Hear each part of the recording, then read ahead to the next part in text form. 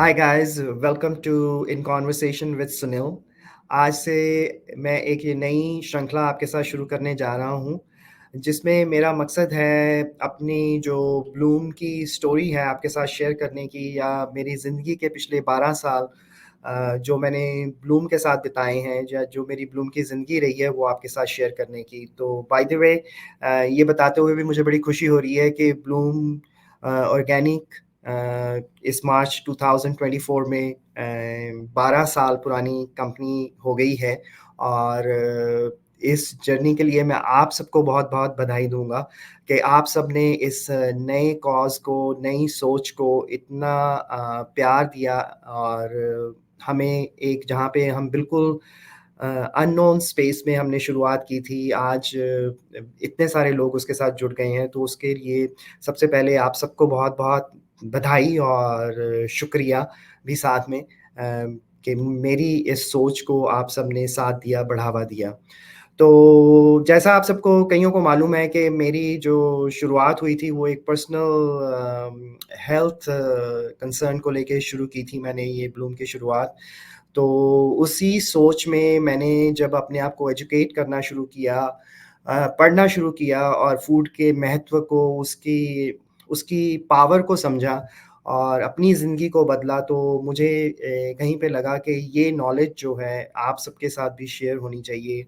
या जो लोग आज जहाँ मैं 12 साल पहले था वहाँ हैं और कहीं वो जर्नी शुरू करना चाहते हैं अपनी हेल्थ की तरफ, तो उनके साथ अगर मैं अपनी नॉलेज या कुछ ऐसे लोग जिनको मैं फ़ॉलो करता हूँ, जिनकी नॉलेज से मैं सीखता हूँ, एक कॉमन सेंस अप्रोच अपनी हेल्थ और फूड की तरफ जो है, उसको लाने की मेरी जो कोशिश हमेशा रही है, उसी को आगे बढ़ाते हुए मैं एक ये नई सीरीज़ शुरू करने जा रहा हूँ, जिसमें हम अपने एक्सपर्ट्स को लाएँगे और उनसे बातें करेंगे, उनसे वो सवाल पूछेंगे कि जो हमारी हेल्थ से संबंधित हैं, या ऐसी टिप्स एंड ट्रिक्स सीखने की कोशिश करेंगे, जिससे हम अपने इस कैनेडियन जीवन, व्यस्त जीवन में हेल्थ को भी इन ला सकें और ईज़िली उसको अचीव कर सकें।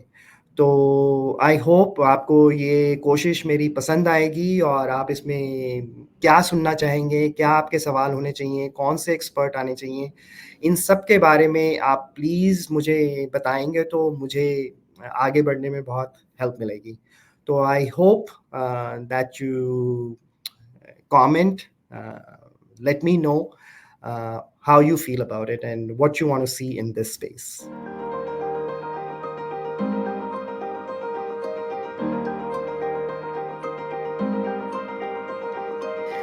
आज की इसी पहली श्रृंखला में हमारी गेस्ट हैं प्रीति सयाल। प्रीति सयाल जो वैंकूवर से हैं और एक रजिस्टर्ड होलिस्टिक न्यूट्रिशनिस्ट हैं, और इन्होंने दिल्ली यूनिवर्सिटी से master of science in foods and nutrition भी किया है, और and she is also a certified Ayurvedic lifestyle consultant. Preeti ji से जब भी बात होती है तो बड़ी अच्छी इन्फॉर्मेशन मिलती है। पिछले कुछ सालों से मैं इनके संपर्क में आया और इनसे काफ़ी कुछ सीखने को मिला, और आयुर्वेदा एक मेरा बहुत फ़ेवरेट सब्जेक्ट है, जो मुझे ज़िंदगी में बहुत हेल्प करता है अपनी हेल्थ को मेंटेन करने में, अपने फूड की चॉइसेस बनाने में। मैंने हमेशा आयुर्वेदा को एक बैकग्राउंड नॉलेज की तरह यूज़ किया है, और उसके बहुत बेनिफिट होता है। तो उसी के बारे में आज हम प्रीति जी से बात करेंगे। जानने की कोशिश करेंगे कि कैसे हम अपनी रोज़मर्रा की ज़िंदगी, कैनेडियन ज़िंदगी में आयुर्वेदा को यूज़ कर सकते हैं और उससे फ़ायदा ले सकते हैं। तो वेलकम प्रीति जी। प्रीति जी, आपका स्वागत है। आज मैं बहुत एक्साइटेड फ़ील कर रहा हूँ, क्योंकि मैं आपसे आज बात करने वाला हूँ आयुर्वेदा पर। आयुर्वेदा जो एक मेरा बहुत ही फ़ेवरेट सब्जेक्ट है, और जिसने मेरे पूरे जीवन को बदल के रख दिया है, और मैं उसी बदलाव को अपनी कम्युनिटी तक पहुँचाना चाहता हूँ। तो welcome to the studio. Thank you, Sunil ji. Thank you very much for inviting me to be part of this video series on Ayurveda. It's a very good endeavor, very good, the thing you're doing for the community out there. It's my pleasure actually to be part of this series and share all what I know with your audience. I feel, मैं तो सोचती हूँ कि Ayurveda is kind of vast and gigantic ocean of wisdom. There is so much to learn about Ayurveda. And Exactly. one life is actually less. So I am still a student of Ayurveda. You can say I've committed myself to be a lifelong student of Ayurveda. So जो भी मुझे पता है, मैं I'll be more than happy to share with your audience. That's great. तो सबसे पहले मेरा जो हम सब ने स्पेशली जो हम लोग साउथ ईस्ट एशिया से आते हैं, उनको कुछ ना कुछ कभी ना कभी उन्होंने आयुर्वेदा के बारे में सुना होता है, पर जो यहाँ की आज की जनरेशन है, जो यहाँ पे बड़ी हो रही है, जब मेरी उनसे बातचीत होती है तो उनको एग्जैक्टली मालूम ही नहीं है कि आयुर्वेदा क्या है। तो थोड़ा सा अगर आप ब्रीफ में पहले एक इंट्रोडक्शन दें कि व्हाट इज आयुर्वेदा, तो क्या उसका बेस है, क्या उसकी सोच है उसके पीछे, तो that be great.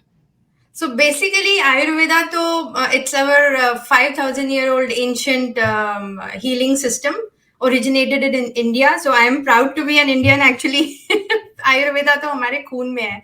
Unknowingly, we have been born and brought up in an Ayurvedic culture. तो बचपन से ही हमने सारे Ayurvedic diet and lifestyle actually follow किए हैं. But now since we have immigrated to this country, I feel वो roots हमारे छूट गए हैं पीछे एक्चुअली. Seriously, यहाँ पे the practice of Ayurveda is not very well developed, but its influence is definitely growing rapidly. You must have heard, आपने तो experience कर लिया आयुर्वेदा, तो but people who go to yoga studios, उन्हें पता होगा what Ayurveda is. They have, the influence is definitely growing. हाँ, So, पर उसका मैं आपसे ये पूछना चाहता हूँ कि उसका बेस कहाँ से आता है, लाइक क्या किस चीज पे, जैसे मॉडर्न साइंस जो है, मॉडर्न मेडिसिन, वो मेडिसिन बेस्ड है, तो आयुर्वेदा का बेस क्या है, क्या आयुर्वेदा का बेस तो basically more towards nature, anything which is existing in nature, वो उन चीजों को यूज करके आपकी हेल्थ को प्रमोट करता है. Prevention is more like a focus in Ayurveda. Conventional medicine तो more of a disease model है. Once you have actually developed the disease, then you can go to your practitioner and they will give you medications, which is more like a band-aid. I feel it's more like a band-aid to suppress symptoms. They don't try to reach the root cause of the disease. But Ayurveda, अगर आप किसी Ayurvedic practitioner के पास चले जाओ, तो immediately आपको वो कोई कुछ नहीं बताएगा. पहले तो he will try to reach the root cause of the disease, कि हुआ क्यों ऐसे. And then they develop your diet and lifestyle according to your unique constitution. तो ये बहुत ज्यादा मतलब इम्पोर्टेंस है आयुर्वेदा में कि there is no one size fits all approach in Ayurveda. It's individualized, it's personalized medicine. Correct. और मैं जो आयुर्वेदा का जो मुझे आज तक पढ़ के समझ में आया है, या जो भी जितना मैंने उसको स्टडी किया है, मुझे जो लगा है कि जब आप कहते हो नेचर में है, तो इट्स मोस्टली फूड बेस्ड, के फूड के जरिए आप उसको अपनी लाइफस्टाइल के जरिए, food is the main base of Ayurveda. That's what my understanding is. Will you agree with that? 100%. वो कहते हैं ना, let food be your medicine. तो यहाँ पे आयुर्वेदा अगर आप पढ़ेंगे तो आपको 100% समझ में आ जाएगा कि how food can actually take you one step towards disease और वन स्टेप टुवर्ड्स हेल्थ. तो ये आपके अपने हाथ में है. Food is something you put into your mouth 3 or 4 times a day, और उसमें कितना पोटेंशियल है आपको ठीक करने का या बीमार करने का. सो आपको बहुत मतलब केयरफुली अपनी बॉडी में वो चीजें डालनी चाहिए जो कि आपको हेल्थ की तरफ लेके जा रही है. आफ्टर ऑल आप देखिए, अभी पेंडेमिक अभी जो हुआ है, उसने तो हमें सिखा दिया है कि health is wealth, isn't it?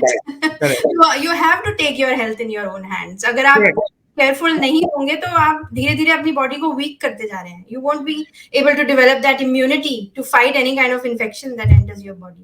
You're absolutely right. मैं यहाँ पे ऐसे मौके पे एक एग्जांपल देना हमेशा पसंद करता हूँ कि जैसे फूड जो है हमारी बॉडी का फ्यूल है. तो अगर आप एक लग्जरी कार खरीदते हैं कोई भी ब्रांड की, तो उसमें पहले दिन से आपको उसमें बुकलेट में लिखा होता है कि इसमें आप प्रीमियम फ्यूल डालें. अगर आप लो क्वालिटी का फ्यूल डालेंगे तो उनकी जो वारंटी है वो भी वॉइड हो जाती है.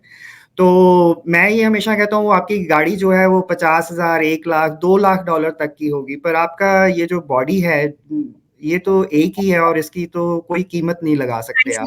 प्राइसलेस है. और इसमें जो आप फ्यूल डाल रहे हैं, फूड जो है वो हमारा फ्यूल है. तो अगर फ्यूल की क्वालिटी अच्छी नहीं है तो उसका आउटपुट भी वैसा ही होगा. 100%. तो आपने यहाँ पे एक मेंशन, ये एग्जांपल मैं भी अपने स्टूडेंट्स को हमेशा देती हूँ कि your body is like a machine, और उस मशीन को रन करने के लिए अगर आपको कोई मैनुअल मिल जाए तो वो आयुर्वेदा है।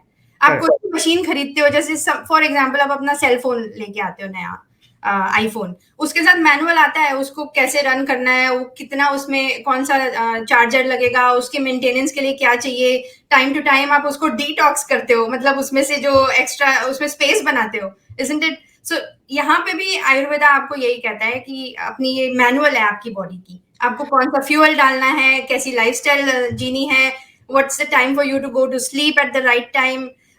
आप कुछ भी ले लीजिए लाइफ में, any problem you have in life, उसका आंसर आपको आयुर्वेदा में मिल जाएगा। It's not only about diet, it's also about your lifestyle.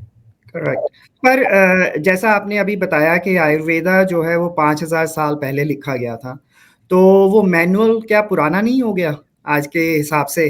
Not at all, not at all. देखो आयुर्वेदा 5000 साल पहले लिखा गया था, वहां it has actually pass the test of time, you can say. तब भी वो चीजें जो तब फायदा करती थी, आज भी आप उनको सेम वे में अप्लाई करोगे तो वो वैसे ही it will be relevant and applicable to anyone in this world. उस जमाने में भी जो चीजें, जैसे आप अगर बोलो कि टॉक्सिसिटी आजकल के जमाने में बहुत बढ़ गई है, तो उस टाइम पे तो टॉक्सिन्स थे ही नहीं ज्यादा, मतलब they never used to use pesticides और केमिकल्स इन ग्रोइंग फूड। पर आप तब भी देखो, उस जमाने में भी पंचकर्मा का चैप्टर आयुर्वेदा के टेक्स्ट में लिखा गया है। तो panchakarma is like the process of detoxification of the body. तो उस जमाने में कैसे उनको पता था कि बॉडी में टॉक्सिसिटी क्रिएट हो रही है? So it's not only from the external chemicals, आपकी डाइजेशन बहुत इंपॉर्टेंट है आयुर्वेदा में। उस टाइम के ऋषि और मुनि जानते थे कि how toxicity can lead to disease in the body. पर आज का लाइफस्टाइल, उस वक्त का जो लाइफस्टाइल था और जो आज का लाइफस्टाइल है, उसमें बहुत फर्क आ गया है। तो कैसे हम उस, मुझे लगता है कि कई लोग सोच रहे होंगे कि वो जो 5000 साल पुराना मैनुअल है आज के नए मॉडल के साथ कैसे काम करेगा। थोड़ा सा अगर आप उस बारे में और थोड़ा बताना चाहेंगे कि क्या वजह है कि वो प्रिंसिपल्स आज भी काम करते हैं आपकी बॉडी पे? बेसिकली आयुर्वेदा तो समझो सिर्फ डाइट के बारे में नहीं है, it's all about being in sync with your own body. आप अपने आप को पहचानो, अंडरस्टैंड योर ट्रू सेल्फ। तो ये बहुत इंपॉर्टेंट है। आजकल के जमाने में लोग they are running in the rat race of I don't know what they are trying to achieve. उस चक्कर में वो अपने को भूल गए हैं। So they don't know what they are capable of, what kind of a machine they have. तो दूसरों को फॉलो कर करके उस हिसाब से वो चल रहे हैं कि भाई दूसरा बंदा ये फॉलो कर रहा है, मैं भी यही करूंगा तो मेरे लिए ठीक होगा। ऐसे नहीं होता। You have to understand your own body, और यही आयुर्वेदा आपको बताता है कि understand your body, mind body type, जिसको वो प्राकृति कहता है। उस हिसाब से आपको डाइट और लाइफस्टाइल जीनी है। उस हिसाब से आपको you can choose the right job for your self. Relationship issues, emotional factors, ये सब आयुर्वेदा में बताए गए हैं। जैसे कि इमोशनल, आप कभी अपसेट होते हैं तो उससे आपके दोषास पे इफेक्ट होता है। दोषास इम्बैलेंस हो जाएंगे तो आपका डाइजेशन इफेक्ट होगा। डाइजेशन ठीक नहीं होगा तो आप even if you by the best organic food, अगर आप डाइजेस्ट नहीं कर सकते तो वो आपकी बॉडी के सेलुलर लेवल पे नरिश नहीं करेगा। तो that's the beginning of disease. So this is what Ayurveda is saying. Chemicals सिर्फ एक्सटर्नली नहीं आते हैं, इंटरनली भी आप क्रिएट कर रहे हैं केमिकल्स। क्योंकि अगर आपकी डाइजेशन ठीक नहीं है, जिसको आयुर्वेदा कहता है कि अग्नि आपकी बड़ी स्ट्रांग होनी चाहिए, वो अग्नि को वर्शिप करता है Ayurveda. You are as strong as your agni. तो आजकल के जमाने में तो अग्नि हर किसी की खराब है। Digestion is out of control. पता नहीं क्या लोग खा रहे हैं, क्या जंक फूड खा रहे हैं, क्या केमिकली लेडन फूड खा रहे हैं, उससे इन्फ्लेमेशन क्रिएट हो रही है बॉडी में। सो जब इन्फ्लेमेशन होती है तो बॉडी के digestive system totally goes out of control. That's how you create internal toxicity. और टॉक्सिन्स फर्दर आपके दोषास को अपसेट करते हैं, तो it becomes a vicious cycle. So आजकल के जमाने में अगर वैदिक टेक्स्ट लिखे जाते हैं तो ये डिटॉक्सिफिकेशन वाला चैप्टर जो पुराने जमाने में लिखा था ना, वो आजकल के जमाने में it will be highlighted in bold. That's the only difference.